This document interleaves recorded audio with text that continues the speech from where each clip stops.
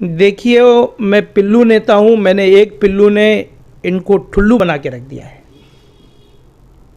इनको ओमी कलानी जी के माध्यम से सत्ता से बाहर किया, फिर इनका महापौर गिराया और पिल्लू ने इनको टिल्लू बनाया है। टल्लू बना के इनको घर पर बिठा दिया।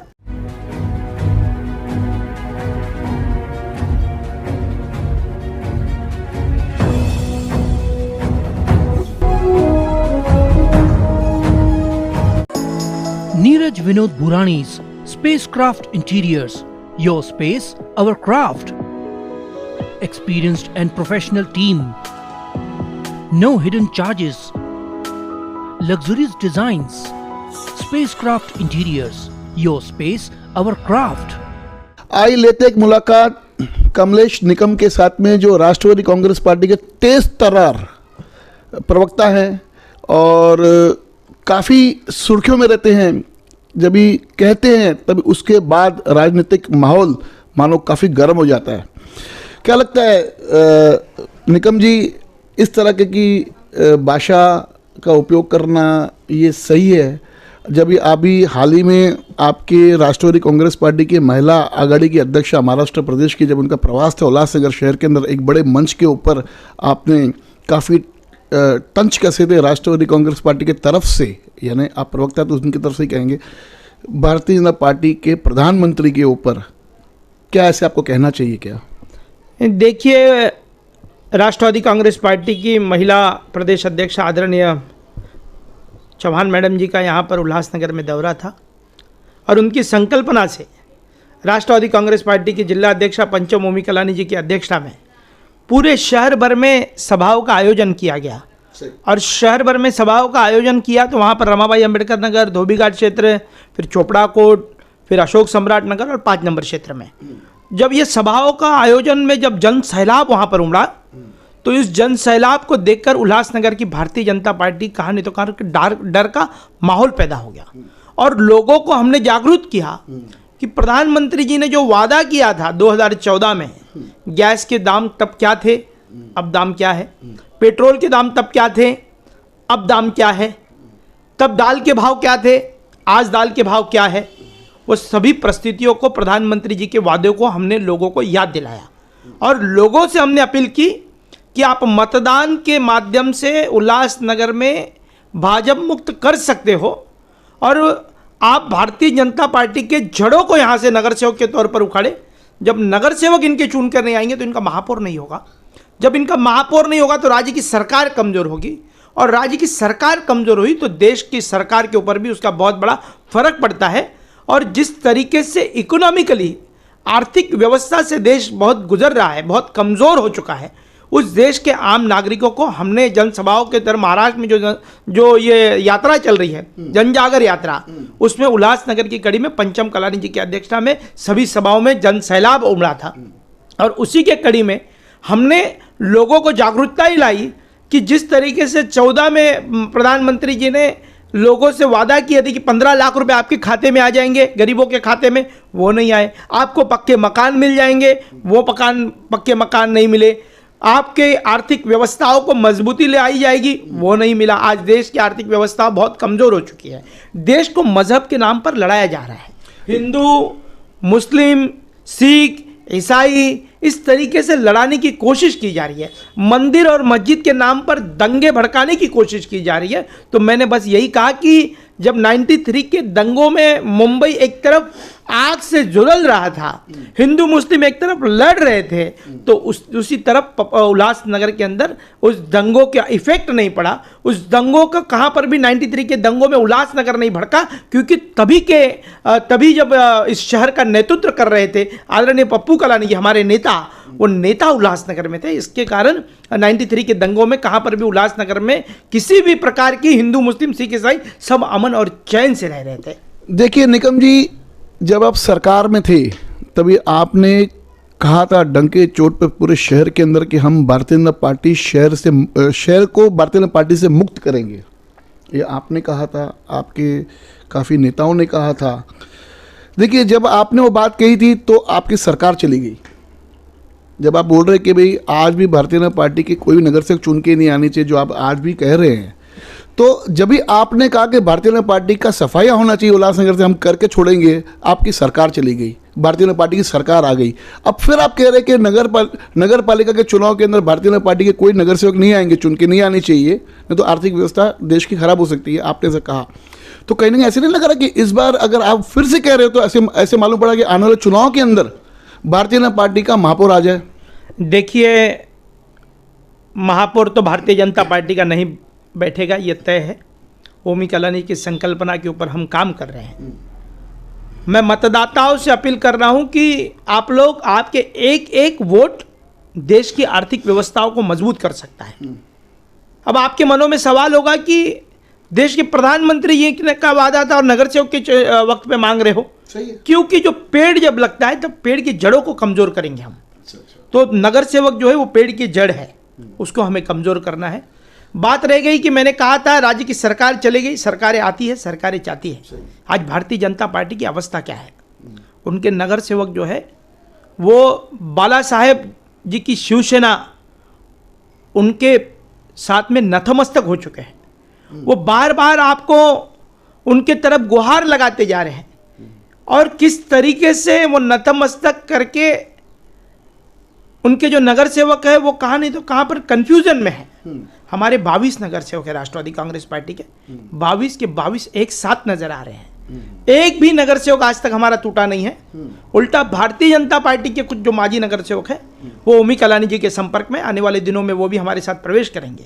पर भारतीय जनता पार्टी का महापौर नहीं बैठेगा, मैं दावे के साथ कहता हूं। और दावे के साथ ये भी कहता हूं कि महापौर जो है वो कलानी परिवार का ही बैठेगा। कलानी परिवार के महापौर बैठने से शहर की जो आज की जो व्यवस्था है उस व्यवस्था के ऊपर बहुत बड़ा प्रश्न चिन्ह लग चुका है। देखिए, उनका कहना ऐसा है कि भारतीय जनता पार्टी जो है, उनके जो 16 नगर सेवक, आपके जो 16 नगर सेवक थे, उन्होंने डिस्क्वालिफिकेशन के लिए डाला है। अगर वो 16 का अगर कोई आदेश आ जाता है तो जो आपकी जो संख्या है वो नेचुरल बात है कम हो जाएगी, क्योंकि 16 नगर से वो राष्ट्रवादी कांग्रेस पार्टी के जो थे, जो टीओके से थे, जो टीओके कोटा से जो भारतीय जनता पार्टी में चले गए और आप लोग ने उसी चिन्ह पे आपने चुनाव लड़ा। अगर वो 16 का डिस्क्वालीफाई होते हैं तो क्या परिणाम होंगे आगे? देखिए, इनके मुंगेरी लाल के हसीन सपने हैं। फरवरी तक महानगर पालिका का कार्यकाल समाप्त हो चुका है। पहले ये कह रहे थे कि जनवरी में उसका निर्णय आएगा, निर्णय अब तक आ नहीं रहा है। एक में जब महापौर में हमने वोटिंग किया था उस वक्त पर कोकन आयुक्त जी ने निर्णय भी दे चुके कि इनके खिलाफ निर्णय क्या है। वो हमारे साथ में निर्णय किया है कि हमने जो मतदान किया था वो बराबर तरीके से मतदान था। और अभी भी जो प्रक्रिया चल रही है वो कानूनी प्रक्रिया है, उसके ऊपर मैं ज़्यादा नहीं कहूँगा। पर 16 डिस्क्वालीफाई होंगे, फिर इनके नगर सेवक डर जाएंगे, इनकी राज्य की सरकार चली गई है, ओमी कलानी जी के ऊपर गुना दाखिल होगा, कमलेश निकम जेल के सलाखों में जाएगा, हमारे कार्यकर्ताओं के ऊपर खोटे मामले दर्ज होंगे। ये मामलों से कभी कलानी डरे नहीं है और ना डरेंगे। आने वाले समय में राज्य की सरकार हमारी ना हो, पर बहुत कठिन परिस्थिति में हम संघर्ष कर रहे हैं। खोटे गुने दाखिल करने से यदि डरावना माहौल बनाता होगा तो ये हम डरेंगे नहीं। पर आज राज्य की सरकार इनकी है, कल किसी और की होगी। कल राज्य की सरकार में हम हो सकते हैं या राज्य की सरकार हमारी हो सकती है। यदि ऐसी परिस्थितियों को नजर आई तो इनका क्या होगा, उसके ऊपर इनके नेताओं ने चिंतन मंथन करना चाहिए। हमारे नेताओं के चिंतन मंथन की जरूरत नहीं है। जेल के सलाखों में आना और जाना ये हमारे लिए बहुत छोटी बात है, पर इनके नेता जब जेल के सलाखों में जाएंगे, क्योंकि उनके नेताओं में सिर्फ एक ही जो है वो प्रदीप रामचंदानी जी, वही सलाखों में गए हैं 3 महीना। और जब वो सलाखों में गए थे तो उनकी हालात क्या थी वो उनको पता होगा।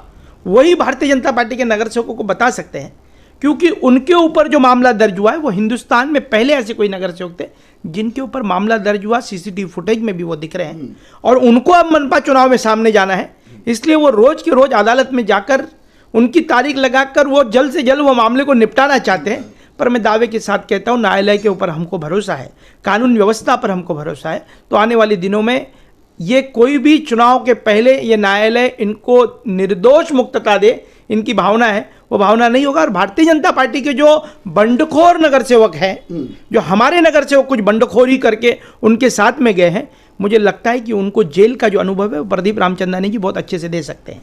प्रदीप रामचंदानी के ऊपर ही एक दूसरा प्रश्न पूछना चाहूँगा कि जब भी कुछ दिन पहले उन्होंने मुझसे इंटरव्यू किया, उन्होंने जब मैंने उनसे ये सवाल पूछा कि राष्ट्रवादी कांग्रेस पार्टी के प्रवक्ता ने मंच से कहा कि हमारे कॉन्ट्रैक्ट की फाइलें चोरी हो गई और ऐसे लोगों के हाथ में नेतृत्व देना शहर का, ये मैंने उनसे सवाल पूछा जो आपने मंच पे कहा था। उन्होंने आपके लिए स्पष्ट नाम लेके बोला कि ये तो पिल्लू नेता है। कमलेश निकम एक छोटा सा पिल्लू नेता है, ठीक है। पिल्लू नेताओं के लिए मुझे बोलना नहीं चाहिए, लेकिन मुझे इतना पता है कि भारतीय जनता पार्टी अगर अपने पर आ गई तो एक झोपड़े में रहने वाला नगर सेवक किस तरह से अपनी प्रॉपर्टी बनाता है, कितने पैसे अर्जित करता है, उसकी सारी यादी भारतीय जनता पार्टी के पास है।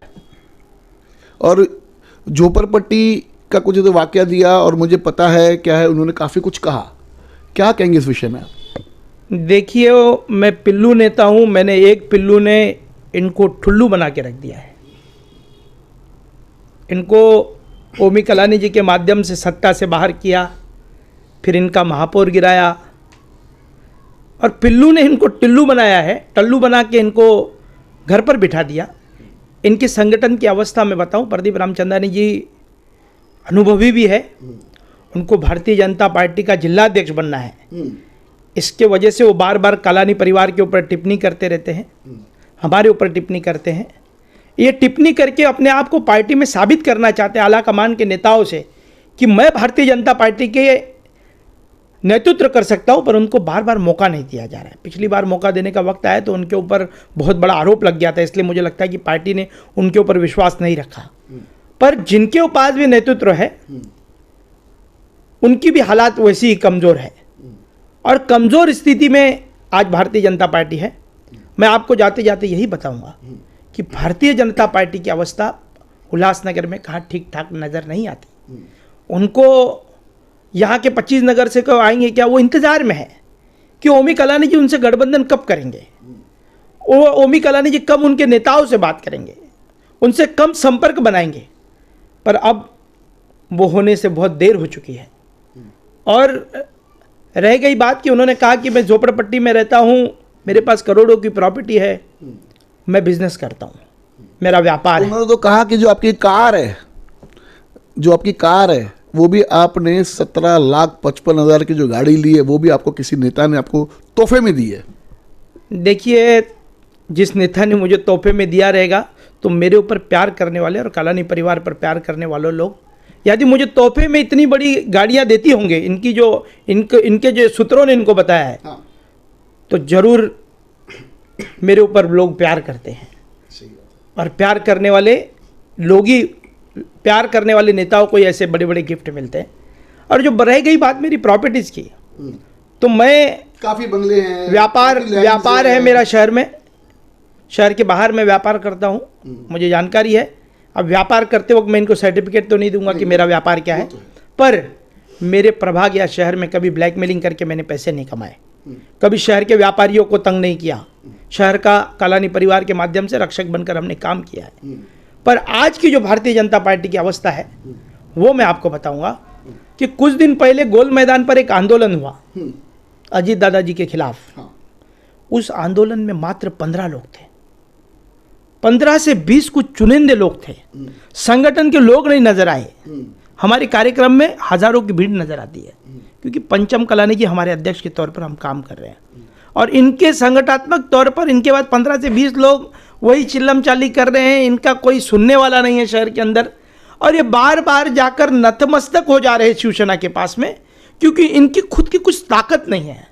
और ताकत ना होने के कारण एक तरफ आमदार जो है वो शहर का फेलियर नज़र आ रहा है, मारल वरप कांबा की सड़कों पर लोग सड़कों पर सो जा रहे हैं, एक तरफ वो काम नहीं कर पा रहे हैं, दूसरी तरफ संगठन के अध्यक्ष कमज़ोर है, तीसरी तरफ जो नगर सेवक है वो भ्रमित हो चुके हैं कि राज्य की सरकार में हम कहाँ जाए, वो थोड़े से भ्रमित हो चुके हैं। उसके बाद उनके थोड़े ही हैं पर गठबाजियाँ बहुत हैं और गठबाजियाँ बहुत है। थोड़े से नगर सेवक है, कुछ चंद नगर सेवक है और उन नगर सेवकों में बंडखोरों की संख्या ज़्यादा है और बंडखोरों की संख्या होने के नाते आज आमदार जी के नागपुर जब जाता है आमदार तो उनके साथ में बंडखोर नज़र आते हैं निष्ठावंत प्रकाश माखीजा कभी नज़र नहीं आया, निष्ठावंत राम चार्ली कभी नज़र नहीं आया, निष्ठावंत लाल पंजाबी जी कभी नज़र नहीं आए।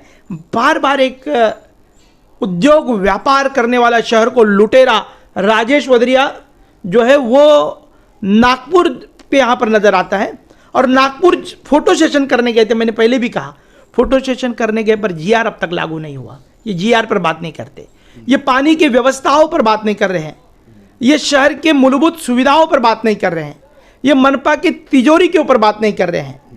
शहर के आमदार पहली बार शहर के अंदर बोला, सदन के अंदर पानी के विषय पर, एमएलडी पानी बढ़ाने के विषय पर, उन्होंने अध्यक्ष महोदय को ये नहीं कहा कि आप आदेश करो, उन्होंने कहा एग्रीमेंट बनाओ। अब एग्रीमेंट कौन सा बनता है राज्य की सरकार और एमआईडीसी के बीच में? मुझे एग्रीमेंट नहीं समझा, क्योंकि व्यापारिक आमदार है शहर के। पहली बार बोला था। हाँ, व्यापारिक आमदार है शहर के व्यापारिक आमदार होने के नाते उनके मुंह से एग्रीमेंट शब्द निकला। अब एग्रीमेंट शब्द कहाँ? हमारे एमआईडीसी के जमीनों को बेचने का प्लान तो नहीं है, क्योंकि एग्रीमेंट मुंह से शब्द निकल रहा है, आदेश करो ऐसे कोई भी शब्द निकलता नहीं है। पर खैर कोई बात नहीं, 4 साल में वो कुछ काम नहीं कर पा रहे हैं शहर का। और भारतीय जनता पार्टी जैसी राज्य की सरकार बदली हुई है, ओमी कलानी जी के ऊपर झूठा मामला दर्ज हुआ है, क्योंकि भारतीय जनता पार्टी हमसे डरती है और पुलिस को आगे करती है। देखिए, एक छोटा सवाल, अभी आपसे बात करते करते जब आपने कुछ नेताओं के नाम गिनवाए भारतीय जनता पार्टी के, मैंने सुना है कि कोई गोल्डन गैंग करके है पूरे शहर में, जो अवैध निर्माण में लिप्त है, जितनी भी सेटिंगें होती है कारपोरेशन के अंदर, उनके अंदर उनका बहुत बड़ा योगदान रहता है। क्या आप इस गोल्डन गैंग के बारे में कुछ जानते हैं? देखिए, गोल्डन गैंग जो उल्लासनगर के राजनीतिक लोगों के मुंह से मैंने सुना है, पर लोगों ने भी सतर्क होना चाहिए गोल्डन गैंग से। और उल्लासनगर के अंदर लोगों ने इस बार मनपा चुनाव में मतदाताओं के माध्यम से पूर्ण मेजोरिटी की सत्ता देनी चाहिए कलानी परिवार के हाथों में। पूर्ण मेजोरिटी की सत्ता आएगी तो गोल्डन गैंग सक्रिय नहीं रहेगी। गोल्डन गैंग में काम करने वाले जो नेता है वो सक्रिय नहीं रहेंगे, क्योंकि तड़जोड़ की भूमिका नहीं रहेगी। अब की बार तड़जोड़ की भूमिका करनी पड़ रही है। ऐसी हालात आ गई, जिसके पास 3 नगर सेवक है उसको डिप्टी मेयर बनाना पड़ा। तो ऐसे लोग गोल्डन गैंग में सक्रिय काम कर रहे हैं, और वो गोल्डन गैंग में काम करते वक्त ऐसी परिस्थितियों को शहर नजर नहीं आए, जिसको भी सत्ता देनी है जिसके भी हाथ में, उसको पूर्ण बहुमत से सरकार दे, क्योंकि उसको काम करने के अंदर, निर्णय लेने के अंदर, और पूरे शहर के अंदर राजनीतिक तौर पर आप देखोगे तो कलानी परिवार ही ऐसा है जिसके परिवार का, जिसकी हमारी पार्टी में हमारा एक ही नेता है, आदरणीय पप्पू कलानी जी, ओमी कलानी जी, पंचम कलानी जी। इनके आदेशों पर हम चलते हैं, इनके मार्गदर्शन में हम काम करते हैं। अब भारतीय जनता पार्टी में कभी प्रदीप रामचंदानी नेता है, तो कभी जमनू पुरस्वानी नेता है, तो कभी बंडखोर लीडर जो है वो आजकल वहाँ पर बहुत तेज़ी से काम कर रहा है, लोगों को बंडखोरी कैसे करते हैं उसके लिए सिखा रहा है। और मैं बार बार सतर्क कर रहा हूँ भारतीय जनता पार्टी के नेताओं को, कहाँ पर आपको कोणार्क विकास आघाड़ी बनाकर अंत में आपको ब्लैकमेलिंग न किया जाए, क्योंकि ऐसी परिस्थितियों में भारतीय जनता पार्टी का बचा कुचा भी है वो भी खलास हो जाएगा। बहुत अच्छा लगा आज कमलेश निकम के वापस एक और बार तीखे तेवर देखने को मिले। और ये बात सही है कि इस बार जो भी पार्टी है मेजॉरिटी में है तो ही जगह देश का, हमारे शहर का भला होगा। और दूसरी बात, गोल्डन गैंग से बचना बहुत आवश्यक है हमारे शहर वासियों को। इन गोल्डन गैंग में जो 5-6 मेंबर्स हैं जिन्होंने शहर का बेड़ा गर्क किया है, इस बार हम कोशिश करेंगे कि वो गोल्डन गैंग के मेंबर्स को के वार्डों में जाके उनकी पूरी सच्चाई पब्लिक के सामने रखने के लिए ये पक्का हम लोग ने एक प्रोग्राम बनाया है। जल्दी उस प्रोग्राम पे हमारी टीम काम करेगी। धन्यवाद। देखते रहिए फिर से बागी न्यूज़ चैनल।